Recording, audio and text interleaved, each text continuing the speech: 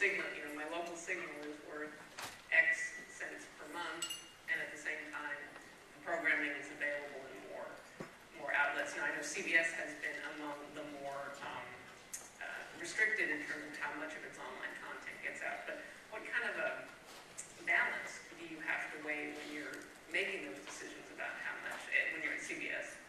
I think the content that we're investing in the studio, it's like intellectual property. We have a value chain of revenue that comes driven by advertising, and you have domestic and international syndication. We have an online business today that generates tens of millions of dollars in advertising, and mobile business, and iTunes business, potential subscription businesses. So you're really trying to look at that total pie, and it's really just the quality of the content which reigns supreme, and that's what determines retrans fees and determines the ability to put products out there. But we see The Young and the Restless is killing it online. So and you've got NCIS in its 8th season doing its highest audience ever a couple weeks ago. So it's about the content and then finding the channels and monetization to maximize that overall pie. Rick, you have, of course, the additional challenge of your marketing to the bullseye of the demographic that is going online, as you referenced. Can you talk about, I know CW had some experimented a bit with restricting the programming from online and then did kind of a 180. Can you talk about that? Sure, and what Cynthia's referring to is a couple of years ago, we pulled off Gossip Girl online, so the only place you could watch it is on TV to see if we could jump the ratings on TV if they couldn't watch it in a different platform. What we found out that wasn't the case. We did put it back online, and in fact, starting fall of last year, of the new season, we had what was called the convergence strategy, where what we're doing is that we are offering our shows online, fully loaded with the same amount of commercials that they get to watch the shows on TV. And what we're finding is great success with that. And in fact, our unique visitors are up 55%. Viewing is up 59% in terms of video being consumed online. And the time spent on CWTV.com is up 175%. So I think that what we're finding is that if we give the consumer content that they want, where they want it, when they want it, they are willing to watch it, and the commercial load does not seem to be impacting that at all. I was really angry when you pulled Gossip Girl offline.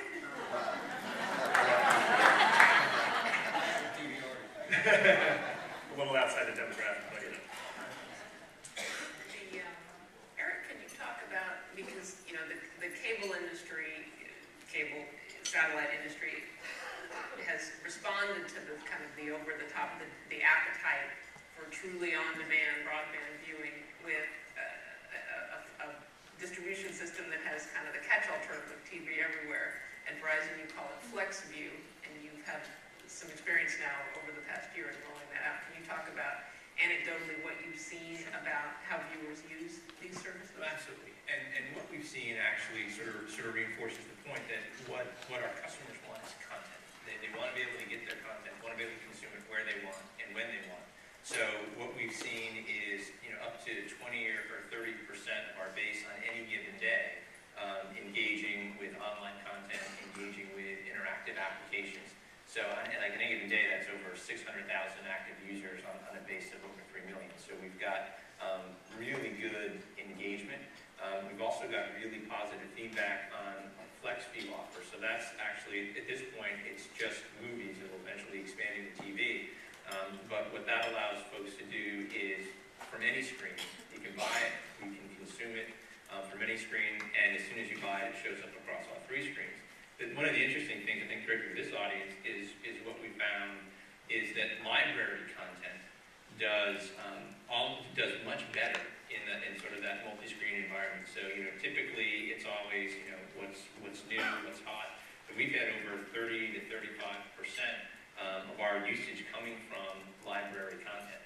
And I think it's just a lot of maybe people like me, people like you, watching this. They don't have Gossip Girls yet, but it's coming. But we see more purchases and rentals of things like Ghostbusters than I ever would have imagined. Yeah. I'm home. I'm flipping through. I want it. I'm want it now. Through. There may not be something that I want right now, or there may not be. I may have just taken the kids to see Despicable Me, but I want to look at some. I want to look at some library content. And like I said, the feedback we've got has been really good, and the engagement that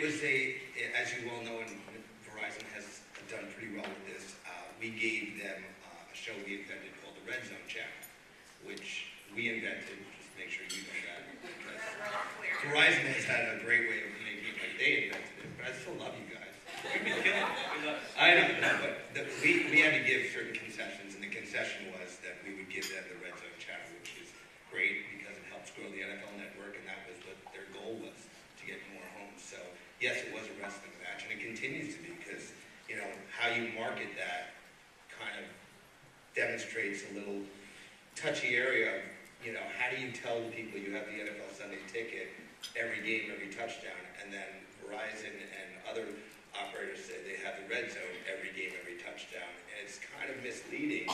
So we found with our customers, you know, we have the game, not just a play in the game. So that's where you fight with the NFL because they want to make everybody and all their partners happy. And all of these kinds of services are not things that you charge extra for. So in your minds, the win is a really cool application that subscribers love. I mean, it depends. I mean, you know, for certain things we charge, like for Red Zone, for example. But now, on the Verizon side, because we've got that fiber optic network straight in the home, we've got a huge amount of interactivity. So we also have, you know, complementary football applications and widget applications. So if you're actually, you know, watching Red Zone on a tablet, you can get more content. The same thing